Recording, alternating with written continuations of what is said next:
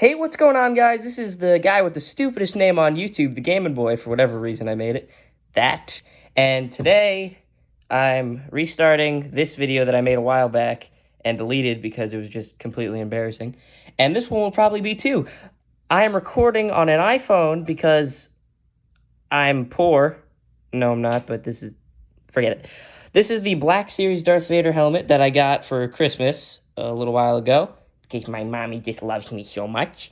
And it's actually really cool. I'll leave a link to it in the description down below if you want to purchase it. But yeah, we're gonna take a look at it. It's got a few features that I want to show you guys.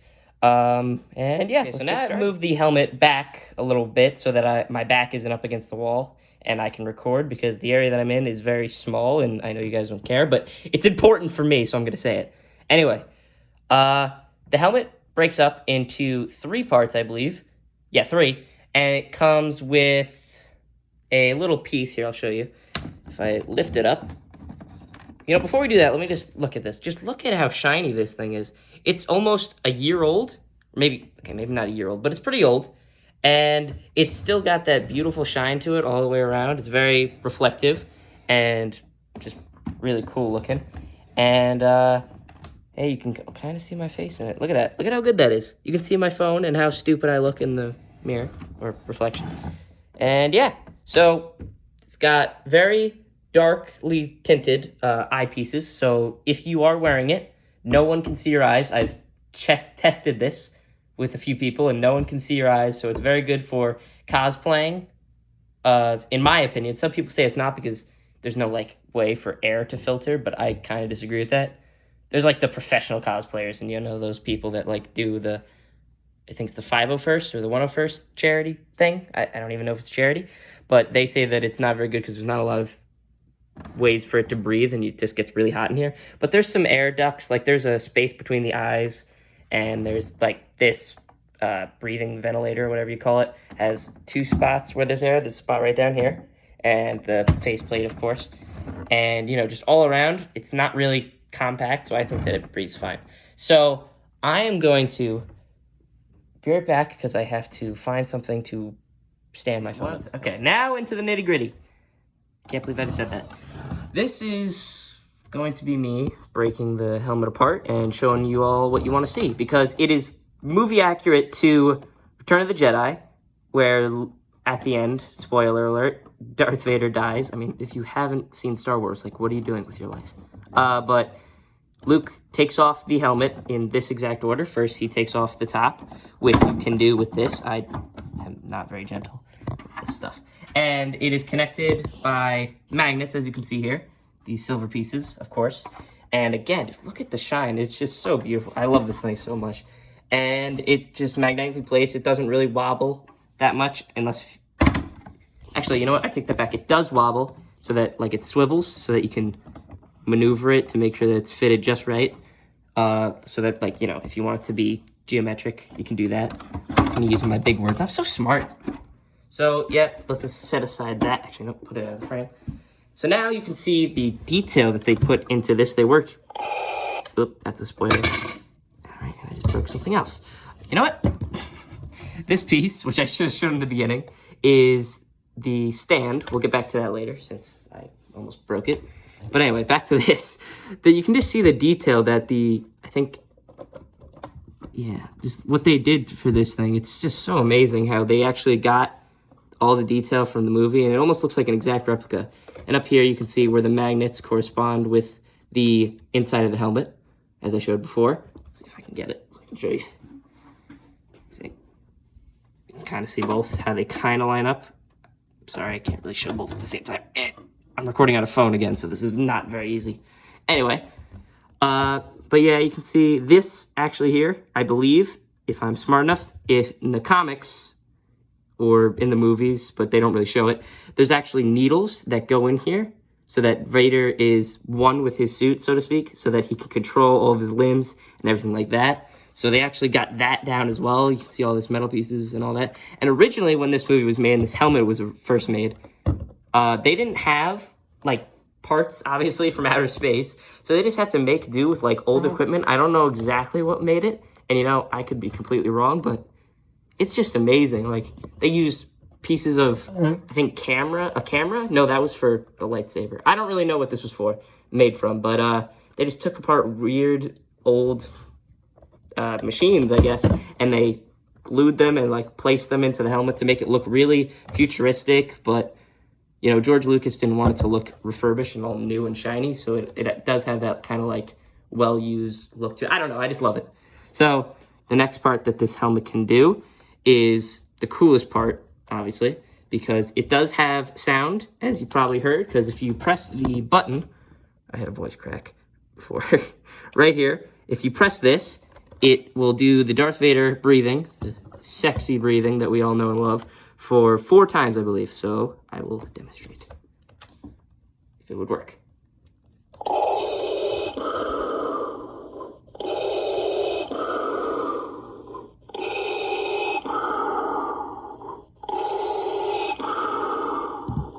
So yeah, 4 times if I can count, but you know, I'm dumb. And before I take it apart one more time, I actually want to show you the inside while it's completely full and not broken in pieces. So this is the head strap, which sits snugly and straps snugly against the wearer's head. It's not uncomfortable at all, which I was fearing when I first got it and saw some other reviews on this. But no, it has these adjustable straps where you can make it tighter or looser depending on how big your head is. I just have a ginormous one for my big old brain, so I need it pretty big. But if you can see in here, again, I'm recording on a phone, so I can kind of show you. But you can just see again, the detail that they put in this thing is incredible. They got the wires up here, which is all this is movie accurate as far as I know. They got like the sound box that made his voice change. They have these little doohickeys, which I'll show further, and they have like red wires and everything. It just looks great. I'll show you more when I open it up. So let's do that. When you open it up, it does make the sound of when I think Luke took it off, or maybe when it was, I don't remember exactly what sound they used, but here we go. That was not a good opening. But again, let me set that aside for now. The detail, you can get a better look now. The faceplate, see how, like I was saying before, how you can breathe through it, and how well, I can kind of give you a look at how the visual, you can just see perfectly. There's no real dampening of the light. Like, you can see everything great. It's a really good helmet. And I, again, will leave a link in the description for you to get one yourself if you want to. I don't know how much it cost, but when I got it, it was around $200. But I got it because I was impatient. It's usually on sale for like $150 or I don't know. Don't listen to me, I might be completely wrong. So let's set this piece aside to show you the final piece, which is the neck guard, I guess you could say. So this has a whole bunch of stuff going on with it. It's got more of that mechanical, like worn look to it, like from the space. And it just looks great. It's got like padding for the back of your head, because this rests down. Like, it doesn't fit to you like in the movies, like how it connects directly to his suit. It doesn't wobble. In real life, this will like hang down your neck, and it looks like this pretty much. That's your neck, and that's this, you know, the thing. So they padded it to make sure that it doesn't hurt at all, which it doesn't. Great job for them again.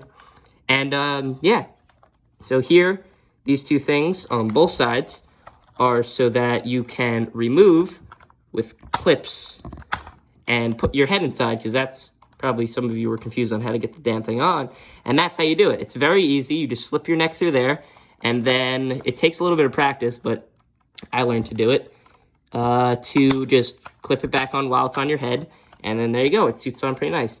There are more magnets, 6 of them, which correspond to here. There. And there's also these little knobs. These are actually, one side of these plugs, these little nubs, plugs into the holes here and here. And this one, you can see there's a little piece in there. That is how the mask knows when to do the different sounds, because there's this is when it breaks open, and that's when you hear that release of air build up, like the compressed air. That's when you hear that release sound. And that's when it knows to switch from the normal breathing, which I showed you before, with this button, which does it 4 times. And once you take it off, you get to see or hear the dying Darth Vader breathing, which happens 3 times, which I will play for you now.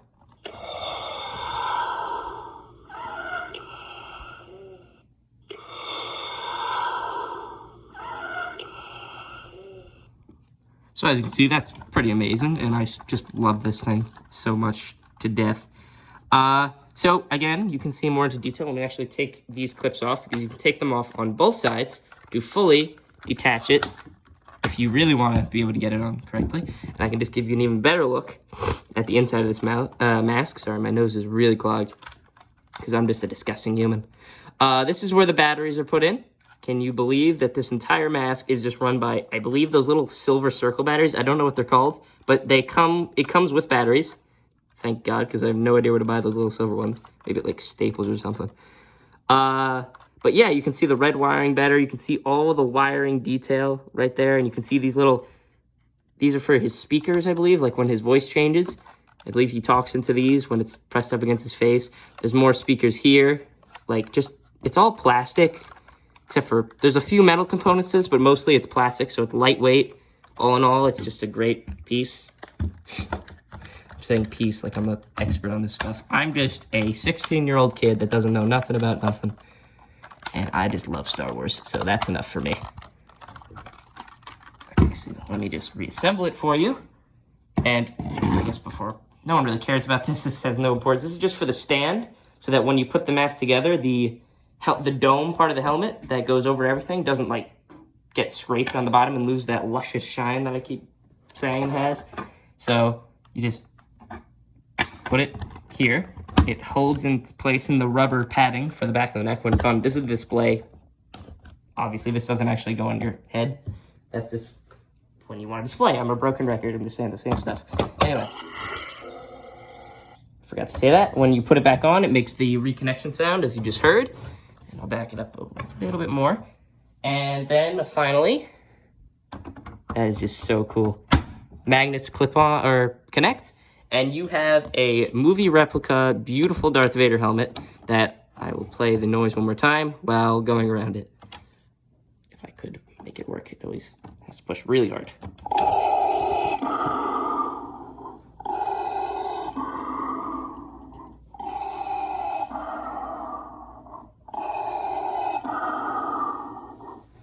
Perfect timing. So yeah, this is pretty much the entire mask. I really love it. It's not too expensive. I would have imagined it to be a lot more. And as you can see here, I'll show you really quick. You can see that the display stand, it's kind of hard to see, but it's right here. It's keeping the helmet level so that it's not dragging on the back of the dome and scratching the paint. And yeah, that's pretty much it for the mask. I mean, it's got a lot to it. It's not really overpriced, in my opinion. It's got great breathing. You can't, like, everything is perfect to me, to the movie. You can't see through the eyes. The helmet looks the correct shape. The faceplate, the size of the breathing tube, whatever you want to call it, is the right shape to me. It's even got the little notches between the eyes and the little dips in the cheeks. And, yeah, I think that all in all, I keep saying that. It's like 10 out of 10. Really, I don't have high expectations. But anyway, that's going to do it for this episode, or this video, my only video, because, as I said before, I deleted every video on my channel because they were all crap. And this one is too, but if you think that it's all right, please like and subscribe if you want to. And hopefully I will post another video on my new computer that's coming in about maybe an hour or two. So hopefully I'll be able to post that too. So anyway, thanks for watching, and I'll leave a description for the Black Series Darth Vader helmet. And yeah, have a good day.